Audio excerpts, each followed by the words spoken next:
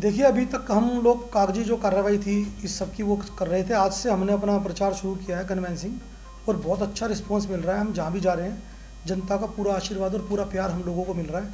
और कुछ भाजपा के कार्यकर्ताओं की जो मेहनत है, क्योंकि भाजपा के कार्यकर्ता आपने देखा होगा बहुत डेडिकेटेड और बहुत मेहनती होते हैं, और बहुत ईमानदारी के साथ सभी लोग काम कर रहे हैं। और मुझे पूरा विश्वास है कि क्षेत्र की जनता हमें अपना पूरा आशीर्वाद देगी। किससे मानते हैं कि क्षेत्र में किससे टक्कर है बीजेपी की? आपके कैंडिडेट यानी प्रीति गुप्ता जी का जो फाइट है वो किससे दिख रही है आपको?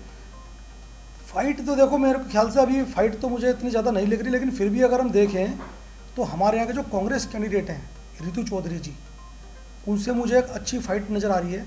क्योंकि जो उनके ससुर जी हैं नत्थू सिंह जी, वो एक तो कांग्रेस के पुराने कद्दावर नेता रहे हैं हमारे गोंडा क्षेत्र से, और उनकी छवि बहुत ही साफ़ सुथरी और बहुत अच्छी छवि रही है उनकी। और एक कांग्रेस में एक मुझे लग रहा है इस वक्त एक नई आशा की किरण के रूप में उनको टिकट मिला है रितु चौधरी जी को। तो मेरे जो निकटतम प्रतिद्वंदी हैं वो रितु चौधरी जी कांग्रेस के मुझे लग रहे हैं, क्योंकि लास्ट टाइम भी दूसरे नंबर पर रही थी कांग्रेस पार्टी और आम आदमी पार्टी तीसरे नंबर पर रही थी। तो कांग्रेस के कैंडिडेट मुझे मजबूत लग रहे हैं यहाँ से। आप आम आदमी पार्टी की बात कर रहे हैं, आम आदमी पार्टी को आप कह रहे हैं तीसरे नंबर पे, मगर जो इनके पुराने धुरंधर कार्यकर्ता थे जिन्होंने काम किया था जमीन पे कोविड में या ऐसे, उन सभी को पार्टी ने टिकट काट दिया, वो सब निर्दल लड़ रहे हैं। हाँ, थोड़ा सा गलत हुआ मुझे ऐसा लग रहा है, क्योंकि मैंने देखा था जिस वक्त कोविड था, पूरी तरीके से कोविड अपने चरम पे था। देशराज जी हैं, भाई बलवीर परमार हैं, दीपक चौधरी हैं, इनमें इन सभी लोगों को जानता हूँ। क्योंकि देखो, ये गोंडा छोटी सी जगह, छोटा गांव है, और सभी लोग एक दूसरे को जानते हैं। जिस वक्त कोविड था आपने देखा होगा, हम लोग भी सेवा कर रहे थे, जनता के बीच में थे। तो दीपक चौधरी आम आदमी पार्टी के कार्यकर्ता के तौर पे वो बहुत मेहनत से उन्होंने सेवा की है क्षेत्र की। उनका टिकट कट के मुझे भी अचंभा हुआ कि ऐसा कैसे। चलो, उनका कट गया, देशराज जी को भी टिकट मिल सकता था, भाई बलवीर परमार जी को भी मिल सकता था, तीनों का ही टिकट कट गया। एक अचंभे वाली बात लगी। तो उससे मुझे लग रहा है आम आदमी के कार्यकर्ता में थोड़ा सा मुझे रोष नज़र आया। इसीलिए मुझे लग रहा है कि वो पार्टी तीसरे नंबर पर जाने की पूरी संभावना है। यानी आपका कहना सीधा सीधा ये है कि यही आम आदमी पार्टी की लुटिया दबाएंगे जिनका जनाधार था, जिनकी मेहनत थी। बिल्कुल, लुटिया डुबाने का तो नहीं, लेकिन जो कि देशराज जी बहुत मेहनती हैं। अभी उन्हें बीएसपी से टिकट मिला, तीसरा भी नहीं बल्कि मुझे तो लग रहा है कहीं चौथे नंबर पे ना पहुंच जाए। क्योंकि भाई देशराज जी जिस प्रकार से उनका कार्य चल रहा है एक बहुजन समाज पार्टी में, वो जिस प्रकार से वो काम कर रहे हैं यहाँ पे, क्योंकि उन्होंने मेहनत की है, क्षेत्र में उन्होंने काम किया, हमने देखा है उनको काम करते हुए। और टिकट कट के सीधी सी बात है, आदमी को थोड़ा सा बुरा तो लगता ही है। और जो उनका कार्य करता है, जो उनके साथ काम कर रहा था, कहीं ना कहीं वो उनका सपोर्ट करेगा, तो उससे आम आदमी पार्टी की और भी वोट कम हो सकते हैं। क्योंकि इस वक्त पार्टी की वैसे भी छवि खराब चल रही है, आप देख रहे हैं, रोज़ नए नए आरोप लग रहे हैं, रोज़ नई नई चीज़ें सामने आ रही हैं, इनके नेताओं के भ्रष्टाचार के खुलासे हो रहे हैं, स्टिंग ऑपरेशन में चीज़ें सामने आ रही हैं, तो और ज़्यादा छवि खराब हो रही है। तो इससे मुझे लगता है कि और ज़्यादा इनके वोट टूटने की संभावना है। क्या आप कुछ कहेंगे यूनिफाइड का आपकी बार आपको फायदा मिलने वाला है, और अगर आप जीत कर आते हैं, जनता विश्वास जताती है, तो किस तरीके का मैप आपने तैयार किया है, किस तरीके से अपने क्षेत्र की जनता को विकास की राह में आगे ले जाएंगे? देखिए, जनता को, क्योंकि हम लोग यहाँ इस क्षेत्र में गोंडा में बहुत पुराने हैं, हमें 30 या 31 साल इस क्षेत्र में हो गए हमारे परिवार को। तो इस क्षेत्र की एक एक गली, एक एक मोहल्ले से हम लोग वाकिफ़ हैं।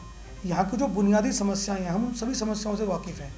अब उन समस्याओं को दूर करने के लिए देखिए, क्योंकि एमसीडी आपको पता है अब जो है नगर निगम एक हो गया है, अब इसे दिल्ली सरकार के ऊपर मोहताज होने की ज़रूरत है नहीं।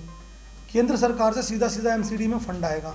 हम कोशिश करेंगे जितना भी फंड आएगा, पूरा का पूरा फंड हम इस क्षेत्र के विकास के लिए हम लोग यूज़ करें। और क्योंकि प्रीति जी एजुकेटेड भी हैं, पढ़ी लिखी हैं, समाज सेवक भी हैं, पिछले 3-4 वर्षों से आप देख रहे हैं कि किस प्रकार से वो अकेली खुद ही सभी काम कर रही है समाज सेवा के। तो मुझे पूरा विश्वास है प्रीति जी अपनी टीम के साथ, क्योंकि उनके पास महिलाओं की बहुत अच्छी टीम है, वो अपनी टीम और वो पूरे एक एक गली कूचे से वाकिफ़ हैं। क्योंकि सभी क्षेत्र की सभी गलियों की, सभी मोहल्लों की महिलाएं उनके साथ में हैं। करीब 100 से 150 महिलाओं की मुझे लगता है बहुत सारी, काफ़ी अच्छी उनके पास टीम है।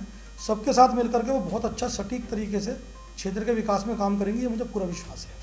नीरज जी, आरोप तो हमेशा लगते हैं कि जब महिला कैंडिडेट होती है तो जैसी वो जीत के आती हैं, पतिदेव उनके सामने आते हैं, वो मोर्चा संभाल लेते हैं, वो सारा काम करना शुरू करते हैं, और जो महिला कैंडिडेट होती है, जो विनिंग होती है, जो निगम पार्षद होती है, वो घर में बैठी होती हैं। इससे पहले भी यहाँ ऐसा देखने को मिलता है, इसको आप कैसे देखेंगे? बिल्कुल, आपने 100% सही बात कही है, ऐसा ही होता है। लोग क्या करते हैं जब उन्हें खुद को, क्योंकि ज़्यादातर देखिए राजनीतिक पृष्ठभूमि के लोग होते हैं, और आपने देखा हमारी कोई राजनीतिक पृष्ठभूमि नहीं है।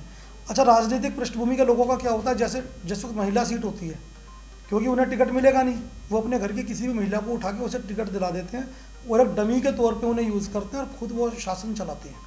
लेकिन यहाँ ऐसी कोई उम्मीद नहीं है, ऐसा कोई उम्मीद मत रखना, क्योंकि मैं एक बिजनेसमैन हूँ, आप सब जानते हैं मेरे को, मेरे बहुत सारे काम हैं। अभी आपने देखा मेरे को फिल्म देखी मेरी जग्गू की लालटेन, अभी दूसरी फिल्म की मैं तैयारी कर रहा हूँ, वो तो कुछ समय के लिए मैं थोड़ा छुट्टी लेकर ऑफिस से, क्योंकि थोड़ा चुनाव प्रचार मुझे भी ज़रूरी है, मेरे को भी काम करना, मेरी जिम्मेदारी बनती है उनके लिए काम करने की, तो इसलिए मैं कुछ दिन के लिए छुट्टी लेकर उनके साथ काम कर रहा हूँ। बाकी उन्हें खुद ही संभालना पड़ेगा। भाई साहब मेरे पास इतना टाइम नहीं है कि मैं उनका काम संभाल सकूँ। लेकिन आप पूरा विश्वास रखें, प्रीति जी बहुत इंटेलिजेंट, बहुत समझदार हैं। उन्होंने पहले भी काफ़ी वो कई सामाजिक संस्थाओं से जुड़ी हुई हैं। अभी उन्हें एक यूनिवर्सिटी से उन्हें डॉक्टरेट की मानद उपाधि भी मिली है रिसेंटली। तो बहुत समझदार और बहुत सुलझी हुई महिला है, बहुत अच्छी टीम के साथ, समझदारी के साथ वो इसको संभालेंगी और हमारा कोई इंटरफेयर नहीं होगा उनके काम में, ये मैं आपको पूरा विश्वास दिलाता हूँ। एक आखिरी सवाल, देखो हमारे क्षेत्र की जनता सभी हमसे पूरे अच्छी तरह से वाकिफ़ है, कोई हमसे अछूता नहीं है कि जो हमें ना जानता हो। हमारा किस प्रकार का व्यवहार है क्षेत्र के अंदर, किस प्रकार से हम लोग सेवा करते हैं, सभी लोग हमसे वाकिफ़ हैं।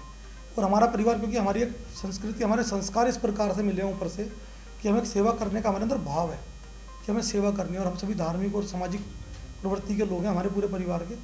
इसी के साथ हम लोग, हमारा केवल एक ही उद्देश्य रहेगा, इस क्षेत्र को कैसे चमकाएं, कैसे इस क्षेत्र को, जो ऐसे क्षेत्र हैं जो विकसित हो चुके हैं हमारे दिल्ली के अंदर, और ये क्षेत्र अभी विकसित नहीं हो पाया, बहुत पिछड़ा हुआ भी कहलाता है, इस क्षेत्र को कैसे हम उन क्षेत्रों के बराबर ला सकें या उनसे आगे ले जा सकें, हम उसके ऊपर हम लोग काम करेंगे। कि आपने आम आदमी पार्टी के जो यहाँ से निगम पार्षद की तैयारी जो कर रहे हैं, उनके कैंडिडेट के जो हस्बैंड हैं रोहतास भाई, आप उनको बड़े हल्के में ले रहे हैं, उनके लिए आप क्या कहेंगे? देखिए भाई रोहतास जी की मैं उन्हें बहुत वर्षों से जानता हूँ, बहुत अच्छे इंसान हैं, उनकी बहुत अच्छी शख्सियत है। उनकी धर्मपत्नी विद्यावती जी यहाँ पे मैदान में है आम आदमी पार्टी के टिकट से, वो बहुत अच्छे उम्मीदवार हो सकते थे अगर वो निर्दलीय भी लड़ लेते, क्योंकि उनकी अपनी पर्सनल जो छवि है वो बहुत ही अच्छी छवि है। उन्होंने पीछे काफ़ी काम भी कराए हैं, जिस वक्त तो निगम पार्षद थे, नगर निगम में थे, हम लोगों ने उन्हें सपोर्ट भी किया था। लेकिन एक गलत पार्टी को चुनने के कारण उन्हें यहाँ से नुकसान उठाना पड़ सकता है, ये मैं मुझे पूरा विश्वास है। क्योंकि आम आदमी पार्टी की इस वक्त जो छवि बननी है वो बहुत ही ख़राब है। जो इनका शीर्ष नेतृत्व है पूरा का पूरा भ्रष्टाचार में डूबा हुआ है और बहुत इनको उस चीज़ का नुकसान उठाना पड़ सकता है। ये जितने भी गोंडा क्षेत्र के वोटर हैं, मेरी हाथ जोड़ के विनती है सभी से, चाहे आप किसी भी पार्टी को वोट दें, मैं आपसे नहीं कहूँगा आप मेरी पार्टी को वोट दो या किसी को दो, आप किसी भी पार्टी को वोट दो, लेकिन भाई साहब वोट जरूर दो। मत देना आपका अधिकार है, मतदान जरूर करें, घर से निकलें 4 तारीख को, अपना वोट का प्रयोग करें, क्योंकि आपका एक वोट बहुत बड़ी ताकत रखता है। अपने इस वोट का अधिकार का उपयोग करें, बल्कि मैं कहूँगा सदुपयोग करें। ऐसे व्यक्ति को, ऐसी पार्टी को वोट दें, सोच समझकर वोट दें, जो लगे कि हाँ जी आपके विकास के लिए अच्छा कार्य कर सकता है।